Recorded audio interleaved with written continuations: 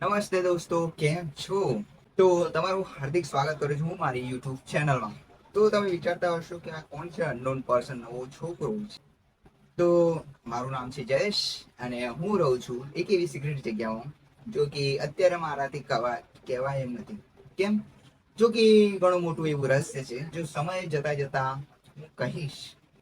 જો કે આ મારી જર્ની એટલે કે આ મારો ફર્સ્ટ વિડીયો કેવી રીતે શરૂ થયો તેના વિશે હું તમને પહેલા માહિતી આપી દઉં છું કે આખા જે મેં એક વર્ષમાં શું કર્યું તે જેનાથી તમને પણ મોટિવેશન પણ મળી શકશે અને કંઈક કરવાનો એવો વિચાર પણ આવી શકશે.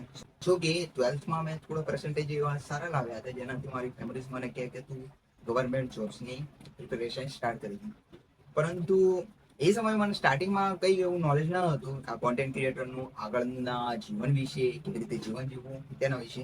પરંતુ સમય જતા જતા સમથિંગ 3 થી 4 મંથ થયા હશે ત્યારબાદ મને થોડું રિયલાઇઝ થયું કે મારે જે જીવન જોઈએ છે તેના માટે આમાંથી કોઈ પણ વસ્તુ મારા માટે કામની નથી. લાઈક ગવર્મેન્ટ જોબ છે, કોઈ પણ જોબ છે. કારણ કે મારે ફ્રીડમ જોઈતી હતી. ભલે સ્ટાર્ટિંગમાં મારે ગમે તેટલું આ કોન્ટેન્ટ ક્રિએટરમાં ઇન્વોલ્વ થવું પડતું, હું થઈ જઈશ. પરંતુ મારે ગોલ ક્લિયર થઈ ગયો હતો કે આ ફિલ્ડ છે તેમાં ઉતરીશ. જો કે સ્ટાર્ટિંગમાં મને ફોર્સ કર્યો કે તું કંઈ કરતો નથી, ઘરે જ રહે છે, કંઈ કામ ધંધે જતો નથી. તેના સૌને સારું લાગે તેના માટે મેં કોલેજમાં એક્સ તરીકે ફોર્મ અપ્લાય કરી દીધું અને સમથિંગ 5 થી 6 મંથ જતા રહ્યા બસ મારા વિચારોમાં જ કે હું શું કરું. કરવાનું તો ઘણું હતું પરંતુ હું કરતો જ ન હતો. બસ મનમાં એક્સક્યુઝ જ હતા કે આ કરવું છે એના માટે, આ નથી તે નથી. એ બાદ વિચાર આવ્યો કે ના હવે આ જે એજ છે, જે એજમાં સ્ટાર્ટ કરવું છે એ એજમાં કરી દેવું જોઈએ. પછી સમય જતો રહે ત્યારબાદ કોઈ થતું નથી. તો આ વિશે મેં હું ગંભીર રીતે વિચારીને આ મારા કોન્ટેન્ટ ક્રિએટર જર્નીમાં પગલું મૂક્યું. 100% હું શ્યોર નથી કે આ મારી જે યુટ્યુબ જર્ની ચેનલ છે એ આગળ જતા સક્સેસ થશે, ફેલ થશે, આઈ ડોન્ટ નો. પરંતુ જે હું કરું છું તે બેનિફિટ જ છે કારણ કે આનાથી મારી કમ્યુનિકેશન સ્કિલ છે, પછી ઇંગ્લિશ ઇમ્પ્રુવમેન્ટ છે, ઘણું એવું ડેવલપમેન્ટ થઈ જશે. જો પહેલાં મારી જ વાત કરું તો સ્ટાર્ટિંગમાં મેં કોન્ટેન્ટ ક્રિએટર શરૂ કરવાનું વિચાર્યું તે વખત મારી જોડે ફોન પણ એટલો વ્યવસ્થિત ન હતો. પરંતુ તેમાં મેં સ્ટાર્ટિંગમાં 12th એક્ઝામ ક્રેક કરી ત્યારબાદ મેં વિચાર્યું કે મારે સ્પોકન ઇંગ્લિશ શીખવું પડશે. તેના કારણે મેં હર્ષ બાર છે એપ્લિકેશન છે જો કે મસ્ત ભણાવે છે, અમદાવાદના સર છે અને તમારામાંથી ઘણા એવા હશે જે તેમને જાણતા જ હશે. તેઓનું ભણાવવાનું, તેઓનું શીખવવું, કેટલું ફોર્સ કરતા એ બધું મારી એ 3 મહિના એટલે કે 100 ડેઝ ચેલેન્જ હતી તે મેં પૂરી કમ્પ્લીટ કરી હતી જેનાથી મને ઘણું એવું ઇંગ્લિશમાં ઇમ્પ્રુવમેન્ટ થયું હતું. સ્ટાર્ટિંગમાં જ્યારે 12th એક્ઝામ ક્રેક કરી ત્યારે મને ઇંગ્લિશમાં મારે સમથિંગ કેટલા 45 એટલે 45 જેટલા જ માર્ક્સ આવ્યા હતા. ત્યારે મને રિયલાઇઝ થયું કે મારું જે ઇંગ્લિશ છે તે કેટલું ડાઉન છે.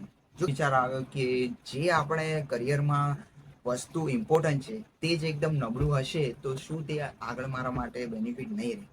એના કારણે આ બધા વિચાર કરીને મેં ચેલેન્જ બેન્ચ ઇંગ્લિશમાં ઘણું એવું ઇમ્પ્રુવમેન્ટ થયું. ચલો આગળ વધીએ. જો કે કોન્ટેન્ટ ક્રિએટર મેં આ ફોન નવો લાવ્યો, ફોન લાવે મારે 2-3 મંથ થઈ ગયા છે. ત્યારે મેં સ્ટાર્ટિંગમાં કોમેડીઝના વિડીયોઝ મૂક્યા હતા, ત્યારબાદ પોલિટિક્સ છે, સાયન્સ છે તેના વિશે વિડીયોઝ મૂક્યા હતા, બ્લોગિંગના વિડીયો મૂક્યા હતા.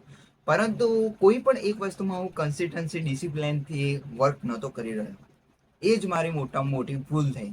જો કે એ મારા માટે ઘણું એવું નેગેટિવ હતું. પરંતુ પાસ્ટને ફોરવર્ડ કરો, જે પ્રેઝન્ટમાં ચાલી રહ્યું છે તેના ઉપર ધ્યાન આપો. એ કારણ કે જ્યારે મેં કોમેડી છે, પોલિટિક્સ, સાયન્સ છે, વ્લોગિંગ છે તે વખત હું હિન્દીમાં કન્વર્સેશન કરતો હતો. કારણ કે એ વખત હું આખા ભારતને જણાવવા માંગતો હતો કે મારી લાઈફ કેવી છે, હું કેવી રીતે વાતચીત કરું છું. પરંતુ સમય જતાં મને ખબર પડી કે આપણે જે જગ્યાના રહેવાસી છીએ ત્યાં આવતાના જ આપણે ઇમ્પ્રુવમેન્ટ લાવીએ તો તેમને કંઈક એવી વસ્તુ આપીએ તો બધું મેં ધ્યાનમાં રાખીને જો કે આ નોલેજ છે, પછી જે નવા નવા ડેલીના ન્યૂઝ છે તે બધું એકદમ કન્વર્સેશન સાથે, એ પણ એન્ટરટેનમેન્ટ, ફની, નોલેજ મળે તમને, કંઈક એવું મોટિવેશન પણ મળે, એ બધું મિક્સિંગ કરીને હું કંઈક એવા વિડીયોઝ બનાવવાની શરૂઆત કરીશ જેમાં તમને મજા પણ આવશે અને કંઈક એવી નવી વસ્તુ શીખવા પણ મળશે. આપણે એવું નથી કે વ્યૂઝ કમાવા માટે આ જે નેગેટિવ છે તે પણ અંદર એન્ટર કરી દે, એવું નહીં. જે સાચું છે તે સાચું મૂકવાનું, જે સત્ય છે એ સત્ય તમને બતાવવાનું. કારણ કે તમે એ માણો છો, હું એ માણો છું, તમે શીખવા માંગો છો, હું એ શીખવવા માંગુ છું. તેથી મારે એવી રિસ્પોન્સિબિલિટી મળે છે કે હું તમને કંઈક એવી વસ્તુ આપું જેનાથી તમને ઘણો એવો આગળ ફાયદો થાય અને આગળ જતા જાણે થાય કે આ વસ્તુ કરવા જેવી છે કે નથી કરવા જેવી. ઘણું એવું શીખવા પણ મળશે. તો બસ આજનો પહેલો દિવસ છે તેથી હું થોડો એવો નર્વસ જેવો છું, પરંતુ ના, प्रभु हमारे साथ है, हमारे गुजरातीઓ हमारे साथ है, तो फिर डरने की क्या बात है. તો આવી જ રીતે મળીશું નવા વિડીયો સાથે. અને માત્ર ને માત્ર મારી એક રિક્વેસ્ટ છે તમારી જોડે, હેલ્પ છે તમારી, કે આ વિડીયોમાં તમને કઈ ભૂલ થઈ છે, લાઈક કન્વર્સેશન છે, જે મારી રીત ભાવ છે બોલવાની, જે મારામાં કઈ પ્રોબ્લેમ છે, કમેન્ટ કરજો જેનાથી મને કંઈક ખબર હોય. ભલે નેગેટિવ હશે ચાલશે, પરંતુ સાચું કહેજો જેનાથી મને ખબર પડે કે મારા શેમાં ઇમ્પ્રુવમેન્ટ કરવું. કારણ કે તમે કહેશો ત્યારે મને ખબર પડશે કે ના ભાઈ, મારી ઓડિયન્સ છે તેને આ ગમે છે, તો એટલું હું ઇમ્પ્રુવમેન્ટ લાવીશ. તો આજના દિવસ માટે આટલું. મારા સ્વીટેસ્ટ ગુજરાતીઓ, આવી જ રીતે મળીશું અવનવ્યા વિડીયો સાથે. તો થોડી કન્વર્સેશન ડાઉન છે, પરંતુ